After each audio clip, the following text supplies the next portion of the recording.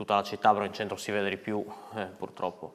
Allora, sappiamo che diciamo, già il signore aveva proposto, mi pare volesse andare in pensione già prima del Covid, no? Poi ha prorogato, credo sia adesso ultra ottantenne, quindi insomma, si avvia al tema della pensione. Il Comune ha proposto appunto un rinvio di un anno, tra pochissimo si incontreranno, so che c'è un incontro proprio su Sale 2 comunque a brevissimo con il vice sindaco e con il manager del commercio per trovare una soluzione condivisa che insomma auspico si potrà trovare.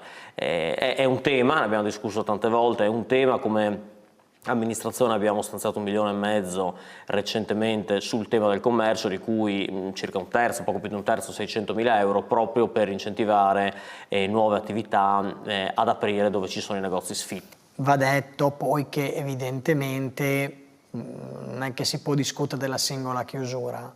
Io però osservo questo e mi sembra un aspetto interessante.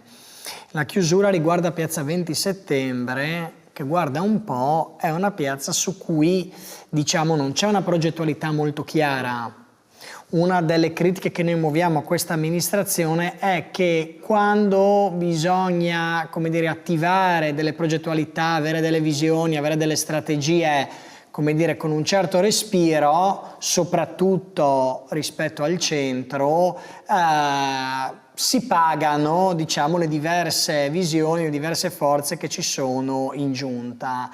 E Piazza 20 Settembre è proprio, come dire, il luogo in cui questo fenomeno emerge in modo più forte. È una piazza che a tutt'oggi, a oltre 2 anni e mezzo dalle elezioni, non si capisce bene cosa sia destinata a diventare.